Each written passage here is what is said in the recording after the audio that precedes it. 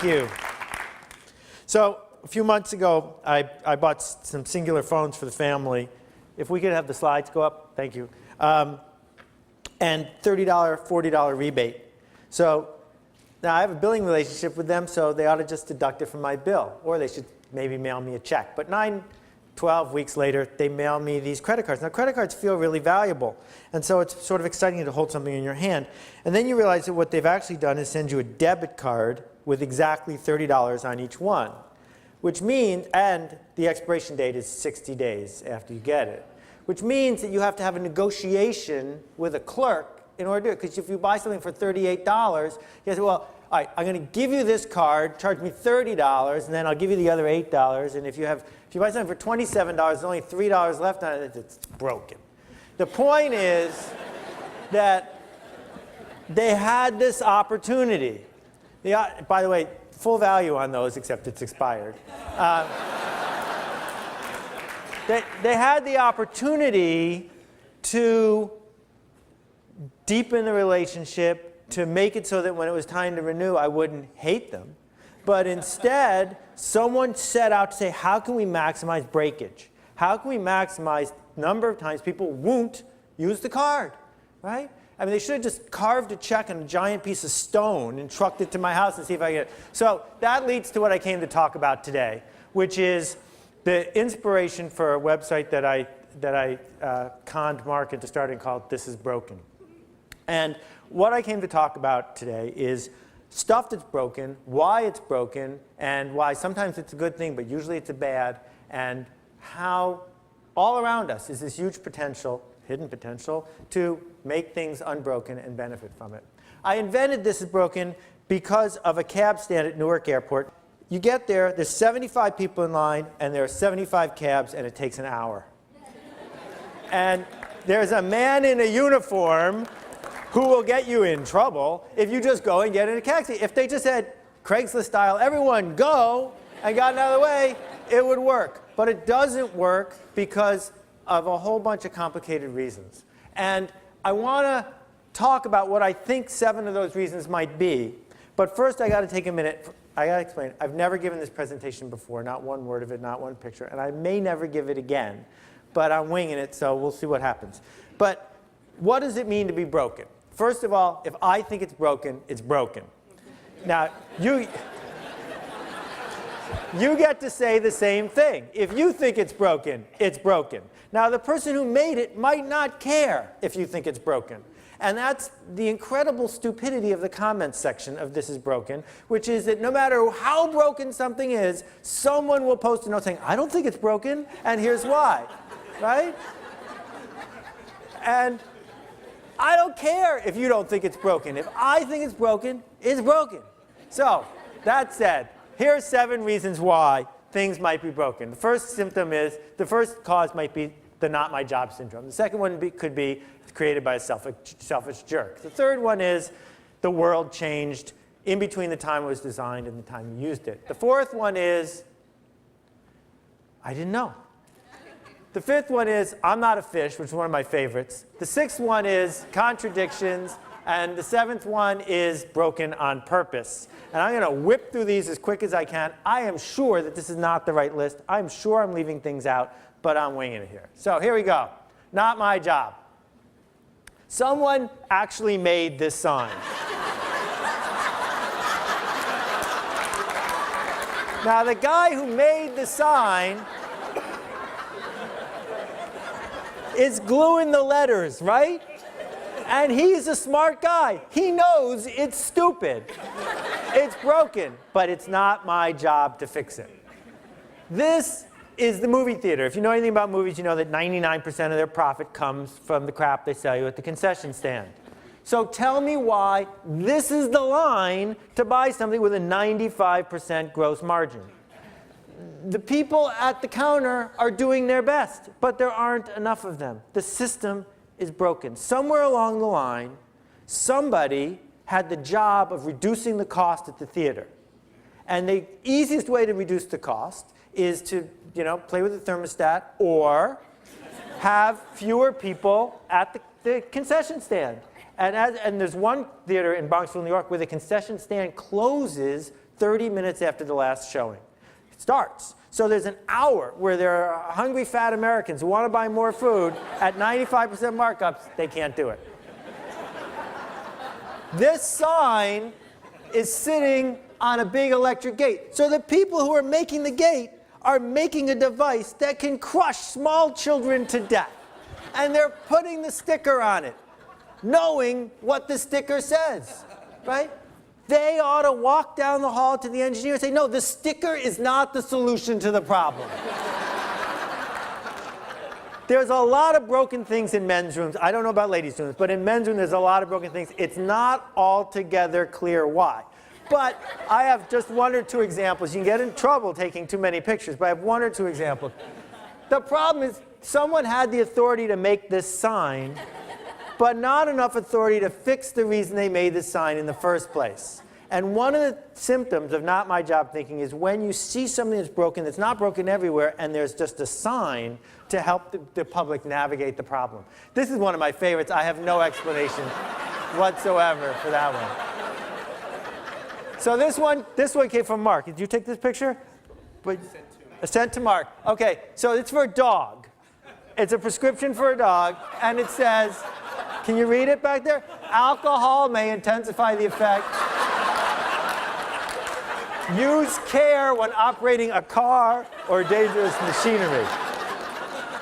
So the pharmacist knew it was for a dog, but it's not her job to decide not to put the sticker on. Now, some things that are broken you didn't notice were broken until I put this in your head, which is really nasty of me, because now for the rest of your life, you're going to be as frustrated as I am. People with bikes pay just as many taxes as people with cars. But there's no one whose job it is to make it easy to park your bike. So instead, people with bikes have to do things like navigate with trees, because there's no one whose job it is to address the problem. So lots of people can see it's a problem as you walk down the street and you see bikes getting stolen or hanging off things. There should be an easy way to park your bike, because the taxpayer paid for it. There should be someone whose job it is. But once again, we're talking about what happens when an organization gets so big that they assign things. Another one. New York makes sense except for the West Village. Everyone in the West Village is lost. So if you're lost, you can't go to the Soy Luck Club and do business, and so she can't pay as much in sales tax. Why not, on every single light post, have a little map of the West Village? I'll tell you why. Because it's no one's job to do that. And my last one is this. Engineers will tell you there's a good reason that batteries go up and down. It's series or parallel or some nonsense that I don't understand. Okay, but it's somebody's job to say, wait a minute, if we just moved a couple wires, we could make all the batteries face the same direction. That should be their job. Oh, I'm sorry, and the last one, Museum of Natural History. I don't know if you were there yesterday, but if you saw it every day, this is what the garbage can looks like. And the guy who has to clean up the garbage can, it's not his job to get a better garbage can. So instead, every single day, he has to clean up all this trash. Oh, I got one more. We spend millions of dollars dumping these things, which is a good thing to do, on people who need food. Why are they designed to look like bombs? Right? I mean, what's the point there? Not my job to fix that. Okay, the next one is selfish jerks. There's a little bit of an echo of some of my past work here.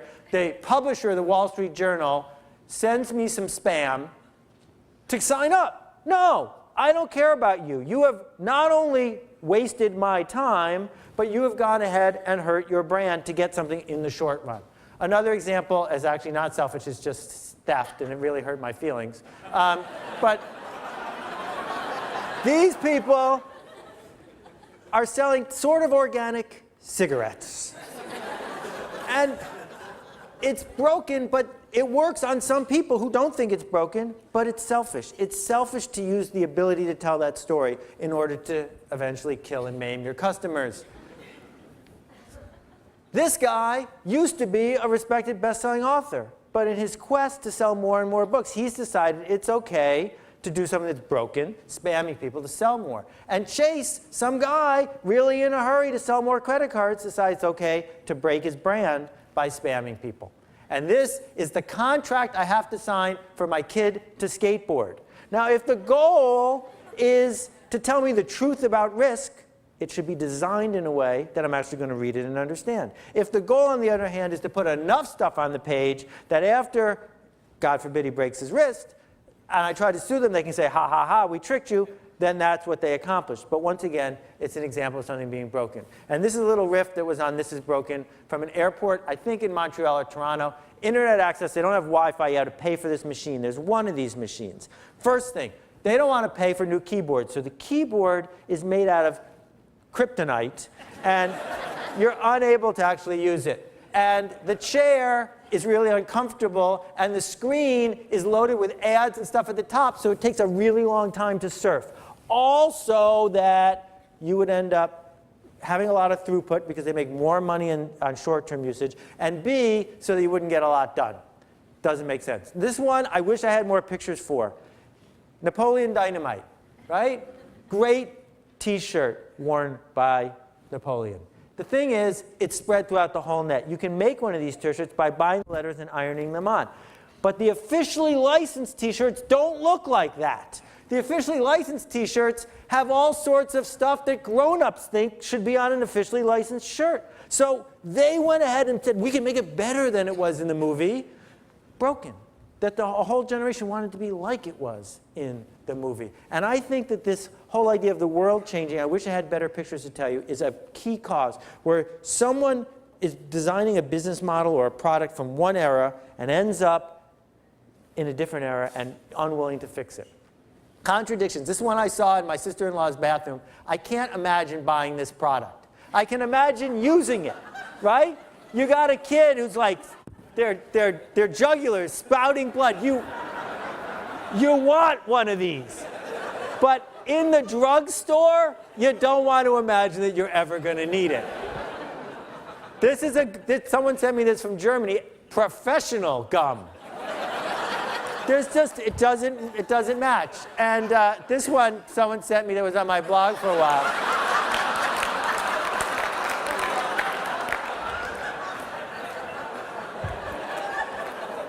Now, the contradictions can be really subtle. The agent he wants probably won't this won't appeal. This pitch doesn't appeal to the agent that will help him. So again, an internal contradiction can get you in a lot of trouble. And this is the wine list at a restaurant that's all in a tablet. Now, wine is all about like paying $90 for something that was made in oak in France. And as soon as you add the Windows operating system to wine, you're just not going to pay as much. You know, and if you're midlife and still fat, you know a miracle isn't going to help you. Okay, this one is really cool. I'm not a fish. Here's a culvert, okay? A culvert. The problem is the trout or the salmon or whatever can't get up. They need this culvert. The problem is the person who designed the culvert isn't a fish. Just like the person who designed this sign that says nothing doesn't drive to the airport. They know where they're going. They don't need a sign. Or the traffic engineer who thinks that these 5 letters mean something to anybody. I mean, if you know what this means, you're not lost and you don't need the sign. They should just take it down. And at the fairway, you know, the person who made this sign is not a bargain shopper, and it's unlikely that they're...